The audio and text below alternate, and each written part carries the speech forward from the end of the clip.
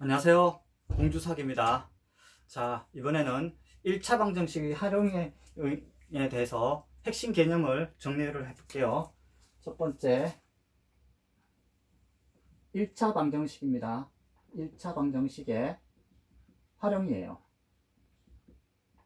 1차 방정식 활용할 때 있어서 가장 먼저 정하는 게 미지수를 정하는 거예요.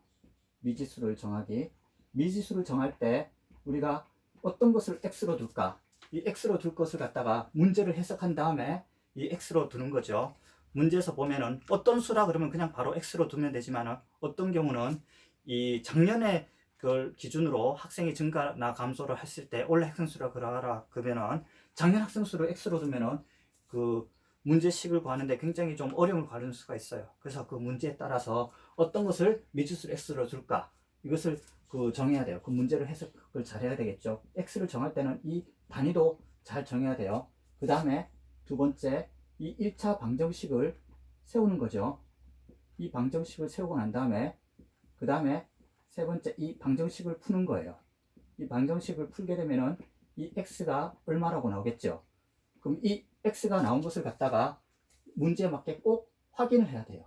예를 들면은 연속 자연수라 그랬을 때 우리가 중간의 값을 x라 뒀을 때 문제에서 가장 큰 수를 구하라 그러면은 그 문제에 맞게끔 중간에를 x로 뒀다면은 x에다 1을 더해야 되겠죠. 그리고 작년 학생 수를 x로 뒀다면은 올해 학생 수에 대해서는 그 식에 맞춰서 올해 학생 수를 또 구해야 되겠죠. 그러니까 이 풀고 난 다음에 이 문제에서 구하는 게 뭔지 마지막에 꼭 확인을 해야 되는 거예요. 그래서 어떤 수를 구하라 그러면 어떤 수를 x로 두고 그거에 대해서 방정식을 세우고 난 다음에 x로 풀고 어떤 수가 x다 이렇게 하면 되겠죠. 두 번째, 연속 자연수입니다. 자연수라는 것이 특징이 일씩 증가하는 거죠. 그래서 연속하는 두 자연수라 그랬을 때 연속 두 자연수라 그랬을 때 작은 것을 x로 둔다면은 그것은 그 다음 수는 한 개 커가지고 x 플러스 1이 되겠죠. 그죠? 그래서 큰 수를 x로 둔다면 어떻게 되겠어요? 작은 수는 x-1로 이렇게 두 개 두면 되겠죠. 그래서 연속하는 세 자연수라 그러면은 가장 작은 수를 x로 뒀다면은 x 플러스 1, x 플러스 1로 두면 되고 그 다음에 가장 큰 수를 x로 뒀다면은 x-1, x-1, x로 두면 되겠죠. 그리고 이렇게 둘 경우에는 중간수를 x로 둘 경우는 계산이 합을 할 때는 플러스 1, 마이너스 1이 없어지기 때문에 계산할 때 좀 쉬워져요. 하지만 문제에서 가장 작은 수를 구하라, 가장 큰 수를 구할 때는 빼주거나 1을 대줘야 되는 거죠. 그리고 연속하는 두 홀수나 짤수가 있어요. 홀수하고 짝수 같은 경우도 보면은 2씩 증가하는 거죠. 짝수나 홀수 같은 경우는 1, 3, 5, 7, 9, 2, 4, 6, 80 이렇게 2씩 증가하는 거죠. 그래서 연속하는 두 홀수를 구하라 그랬을 때는 가장 작은 수를 x로 뒀다면은 홀수 같은 경우는 2씩 증가하게 되는 거죠. 연속하는 두 홀수를 큰 수를 짝수를 큰 수를 x로 뒀다면은 작은 수는 x-2가 되겠죠. 그래서 연속하는 세 홀수라 그러면은 보통 이렇게 두고 풀면 되겠죠. 근데 내가 가장 작은 홀수나 짝수를 x로 뒀다면은 x 플러스 2, x 플러스 4가 되겠죠.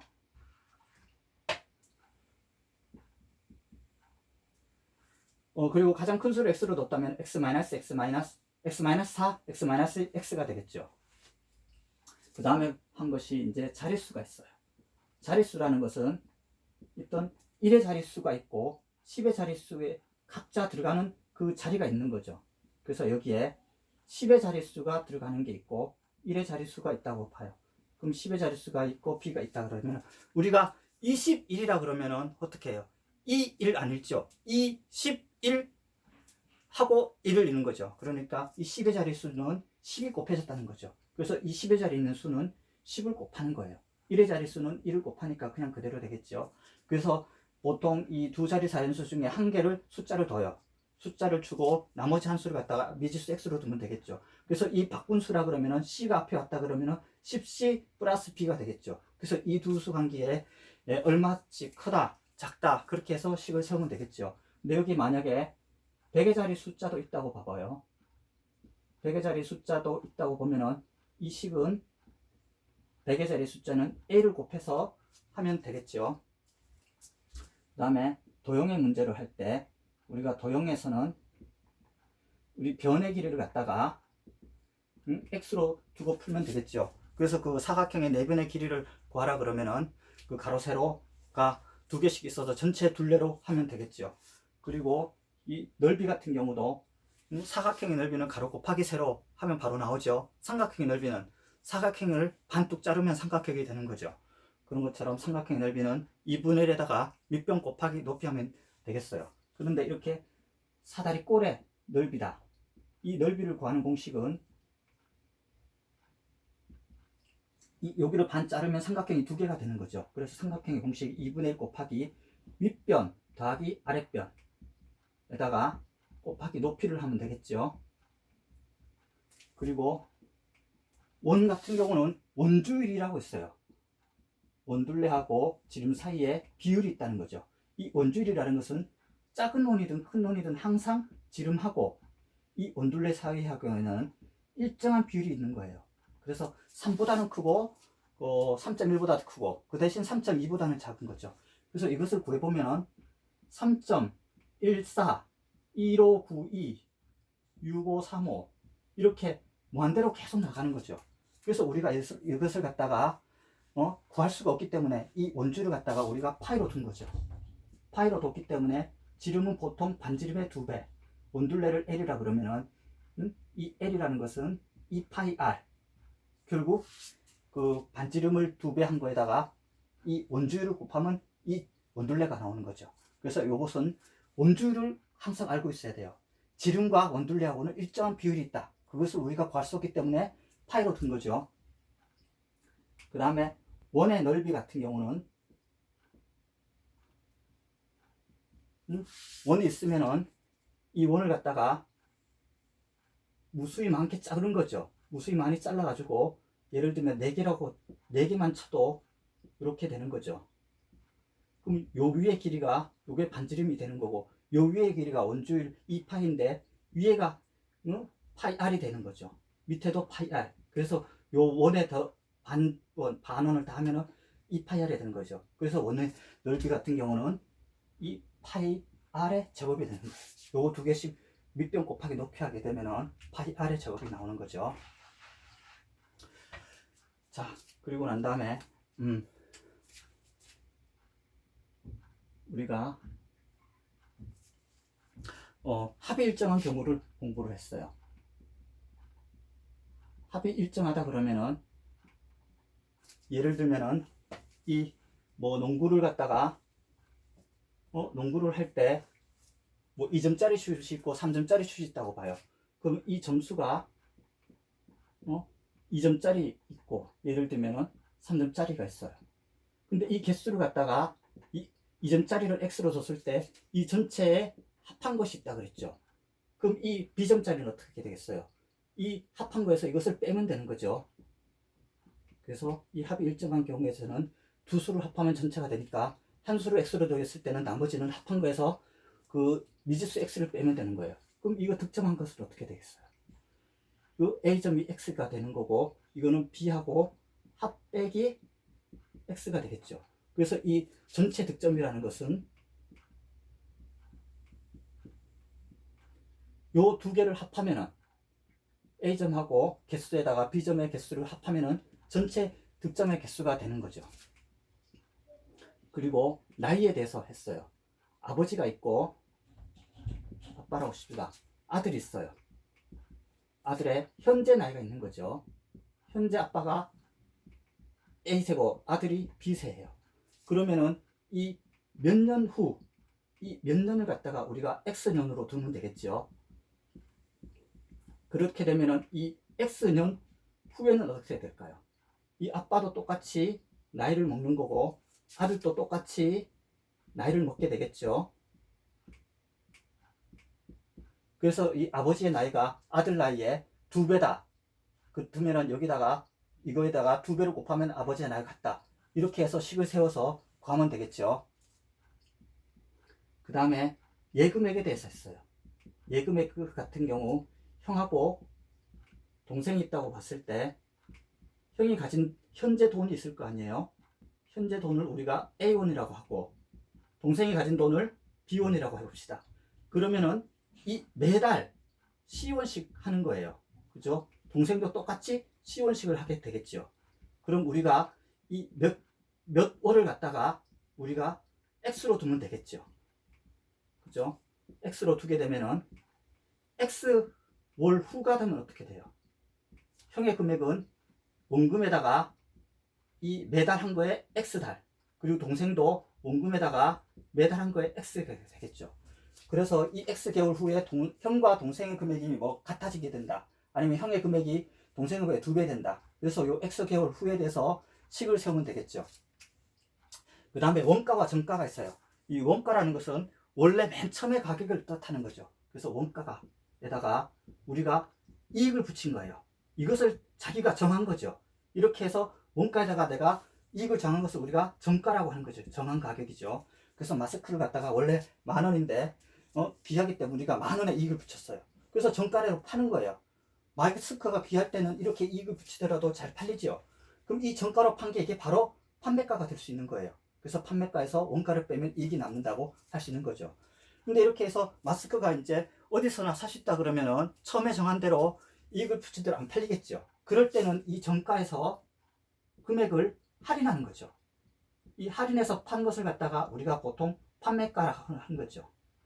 그래서 정가로 팔면 이게 바로 정가가 판매가가 될 수 있고, 정가에서 그 안 팔릴 경우 할인한 금액을 갖다가 우리가 판매가로 할 수 있죠. 그래서 최종적으로 이 판매가에서, 그죠? 이 원가를 빼게 되면은 우리가 이 최종 이익이 나오게 돼요. 그래서 우리 판매가에서 최종 이익이 얼마였을 때 뭐 원가를 구하라 그러면 요 식으로 두고 풀면 되겠죠. 그래가지고 이 원가와 정가에 대해서는 그대로 요 순서대로 그대로 그 식을 세우는 거예요. 그럼 첫 번째, 그죠? 원가가 있죠. 원가를 우리가 X1이라고 두는 거죠.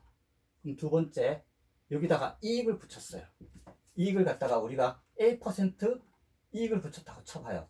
그럼 이거는 100분의 AX1이 되겠죠. 그럼 이것을 두 개를 더하면은 어떻게 된 거예요? 이 두 개를 더했을 때 이것이 정가가 되는 거죠. 이것을 두 개를 더하면은 정가가 되는 거예요. 그래서 정가 같은 경우는 원가에다가 이익을 더하면 되겠죠. 이렇게 정했는데 안 팔릴 경우에는 할인을 하는 거예요. 그래서 할인을 할 때 이렇게 금액이 나올 수도 있고, 아니면은 B% 정가에 대한 B% 할인 금액, 아니면 원가에 대한 할인율도 나올 수 있는 거죠. 그랬을 때 이것을 갖다가 우리가 마지막으로 판매가를 할 경우에는 두 개를 빼주면 되는 거죠.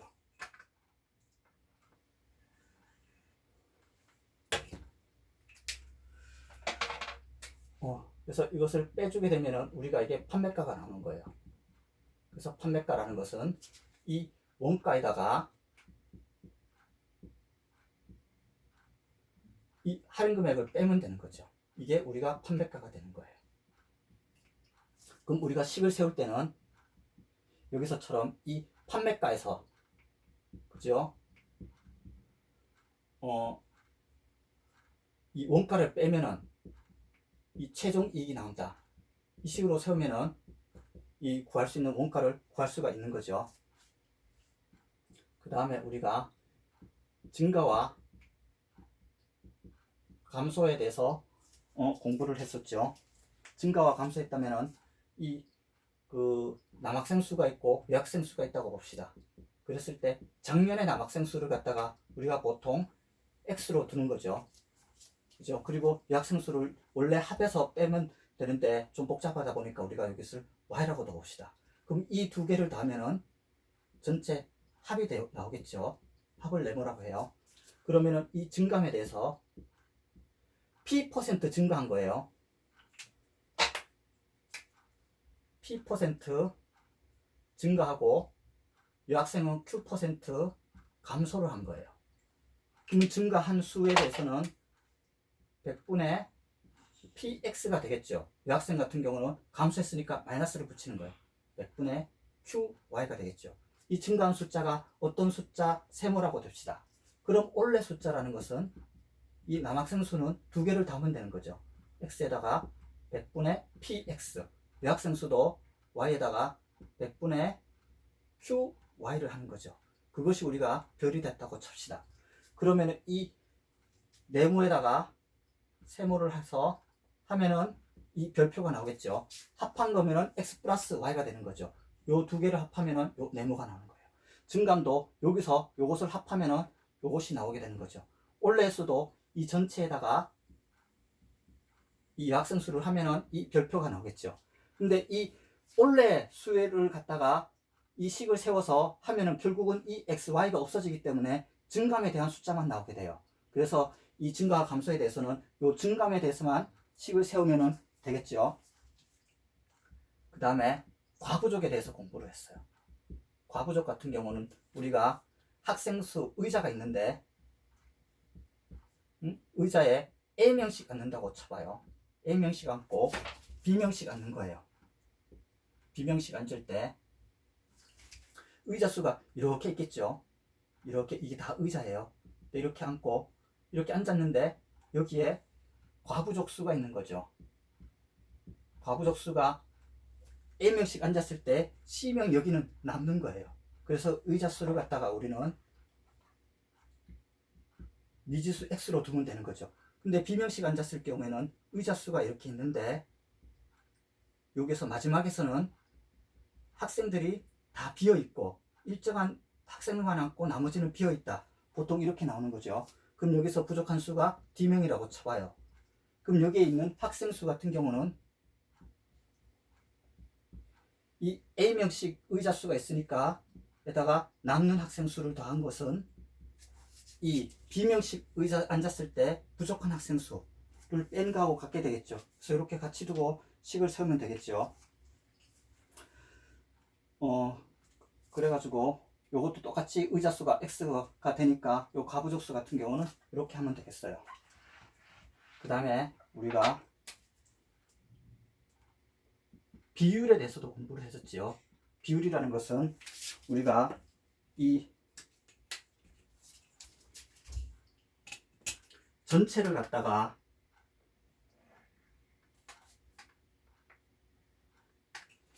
이 전체가 있는 거예요. 이 전체를 갖다가 우리가 x로 두게 되는 거죠. 그럼 이 전체가 x예요. 그래서 이 일정 부분이 전체의 a분의 1을 차지하고 이 일정 부분이 전체의 b분의 1을 차지하는 거예요. 그리고 뭐 숫자가 나오는 경우도 있겠죠. 그리고 이 나머지 부분이 d분의 1을 차지한다 그랬을 때 이 전체에 해당되는 것은 이 각 부분별로 나온 것을 갖다가 비율로 나온 것을 갖다가 다 더하면 되겠죠. 다 더했을 때 이것이 전체 x가 나오게 되겠죠. 자, 그래서 오늘은 이 핵심 개념 중에서 이 비율까지만 공부하도록 하겠어요. 그래서 여러분들도 이 1차 방정식 활용에 대해서 이렇게 개념에 대해서 한 번씩 자기가 어디까지 기억하고 있나 한번 종이에 적어 보는 거예요. 그래서 제가 자리를 비울 테니까 뭐 스크린샷으로 한번 찍어 놓고 한번 보시는 것도 괜찮을 것 같아요. 자, 오늘은 여기까지 하겠어요. 감사합니다.